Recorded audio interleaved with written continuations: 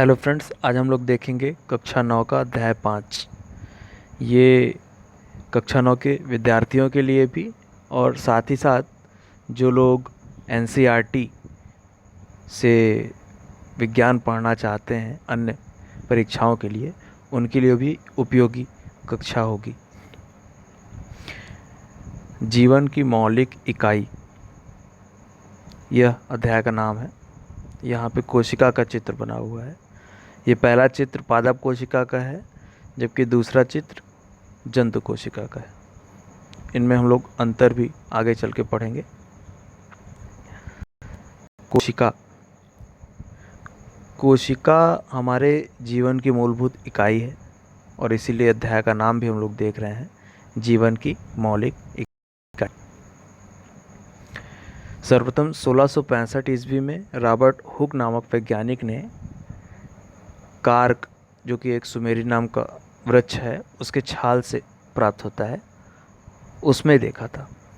उन्होंने खुद एक सूक्ष्मदर्शी बनाया था और उच्च सूक्ष्मदर्शी की सहायता से देखा था, तो इन्हें खाली डिब्बे जैसे या फिर खाली कोश समझ में आ रहे थे और इसलिए उन्होंने देखा। और कोशिका से तात्पर्य छोटा कमरा भी होता है। सजीवों में अलग अलग एकक होते हैं, इन्हें कोशिका कहते हैं। एकक कहने का मतलब इकाइयाँ। सभी जीव जंतु पेड़ पौधे इन्हीं कोशिकाओं से निर्मित हैं, वो चाहे हम हों चाहे जो हों। बस ये है कि सभी की जो आनुवंशिक सूचनाएं हैं कोशिका के अंदर, वो भिन्न भिन्न होती हैं। सर्वप्रथम आवर्धक लेंस जब खोजा गया, उसके बाद सूक्ष्मदर्शी का आविष्कार हुआ और आप अपने से समझ सकते हो कि सूक्ष्मदर्शी अगर ना होता तो हम लोग कोशिका जैसी चीज़ को ना देख पाते, क्योंकि कोशिकाओं का आकार बहुत ही छोटा है। कुछ ही ऐसी कोशिकाएं होंगी जिनका आकार इतना बड़ा होगा कि हम लोग अपनी नंगी आंखों से देख सकें। कुछ जीव एक कोशिकीय होते हैं।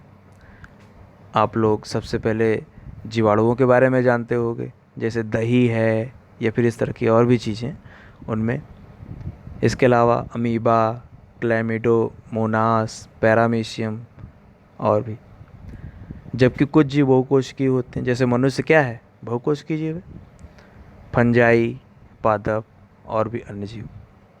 सभी कोशिकाएं अपने पूर्ववर्ती कोशिकाओं से बनती हैं अथवा उत्पन्न होती हैं। मैं आपको बता दूं, हमारे शरीर में सभी कोशिकाएं पूर्ववर्ती कोशिकाओं से बनती हैं, लेकिन कुछ कोशिकाएं ऐसी भी हैं जो कि जन्म के पूर्व तो उनका निर्माण होता है, लेकिन जन्म के बाद हम लोग देखते हैं कि उन कोशिकाओं का निर्माण नहीं हो सकता। ये अलग बात है कि उसमें कुछ टूट फूट है, उसमें सुधार होता है और उनका नाम है न्यूरॉन कोशिकाएं। कोशिका से संबंधित विज्ञान को साइटोलॉजी या फिर कोशिका विज्ञान कहते हैं। आपको अगर स्पेलिंग लिखनी है तो लिख सकते हो CYTOLOGY। विश्व की सबसे बड़ी कोशिका माइकोप्लाज्मा गैलीसेप्टिकम या फिर PPLO, जिसे प्लूरो न्यूमोनिया लाइक ऑर्गेनिज्म कहते हैं। ये वर्तनी थोड़ा सुधार लीजिएगा, ऑर्गेनिज्म, जिसका आकार 0.1 माइक्रोन है, यानी 1 माइक्रोन का भी 10वां भाग। आप समझ सकते हो, माइक्रोन लेवल तो हम देख नहीं सकते, उसका भी 10वां भाग कैसे देख पाएंगे। जबकि विश्व की सबसे बड़ी कोशिका शुतुरमुर्ग का अंडा है, जो कि लगभग 2 किलो तक का होता है। मनुष्य के शरीर में 100 खरब से भी अधिक कोशिकाएं हैं।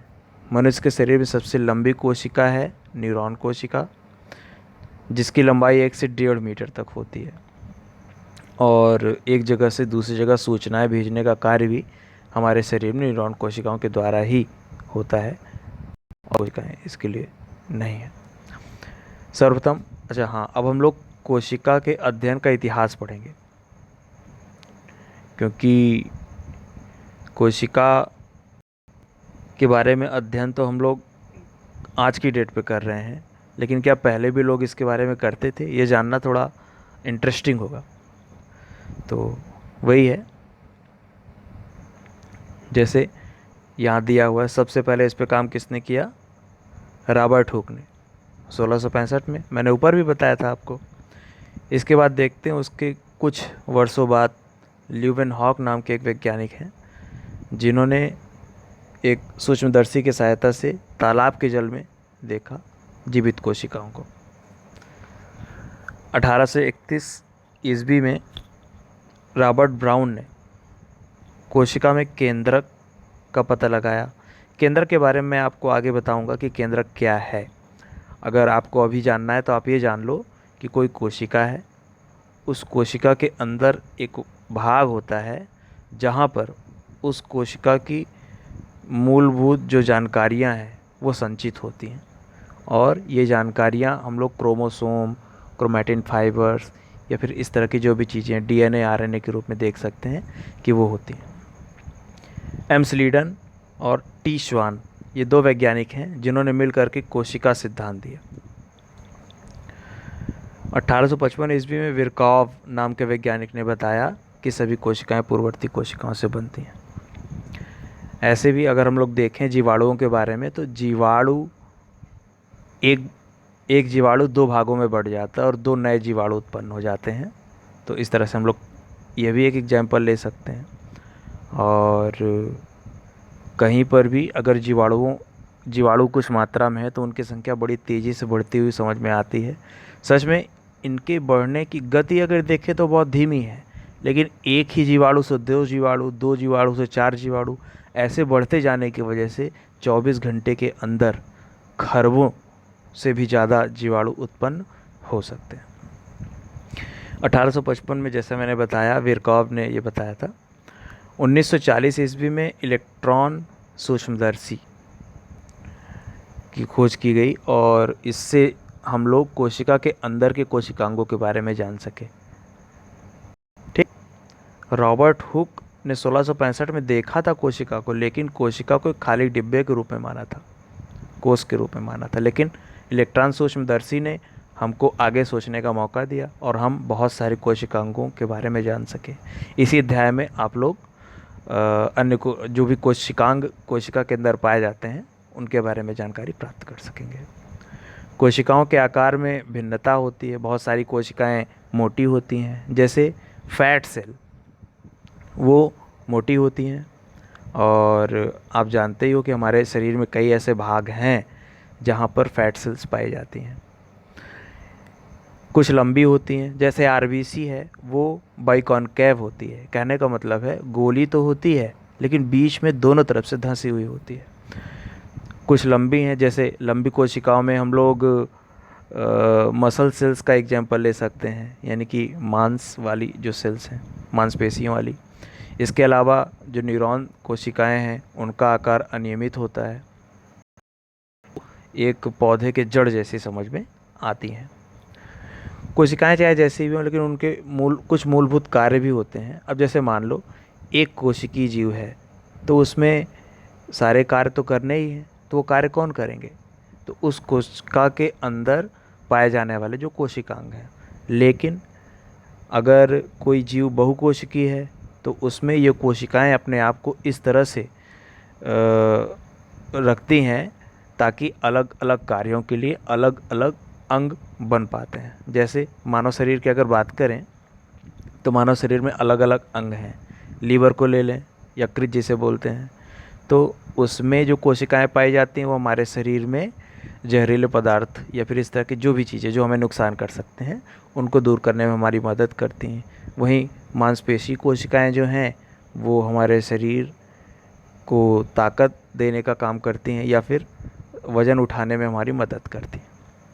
तो इस तरह से अलग अलग कोशिकाओं के अलग अलग कार्य होते हैं। कोशिकाएं संदेश पहुंचाती हैं। जैसे लाल रुधिर कणिकाओं की अगर बात करें तो लाल रुधिर कणिकाएं हमारे शरीर के लिए बहुत उपयोगी हैं। क्यों? क्योंकि ये ऑक्सीजन को एक जगह से दूसरे का ले जाने में मदद करती हैं। साथ ही कोशिकाओं के अंदर जो कार्बन डाइऑक्साइड होता है उसको भी शरीर के बाहर लाने में हमारी मदद करती हैं।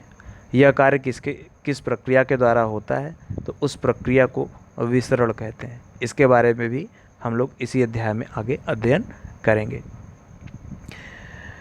तो ये मैंने बताया ही आपको। प्रत्येक कोशिका में मुख्य रूप से 3 गुण पाए जाते हैं: कोशिका झिल्ली, केंद्रक, कोशिका द्रव्य। और इसको हम लोग अगले वीडियो में देखेंगे। अगर आपको इस चैनल से बने रहना है तो इस चैनल को सब्सक्राइब कर लीजिए। और हाँ, मैं आपको फिर से बता दूं, कक्षा 9 के विद्यार्थियों के लिए तो यह कक्षा उपयोगी है ही, इसके साथ ही साथ वो लोग जो कि कॉम्पिटिशन्स के एग्ज़ाम देते हैं और एनसीईआरटी पढ़ना चाहते हैं तो उनके लिए भी उपयोगी होगी। तो तक के लिए थैंक यू।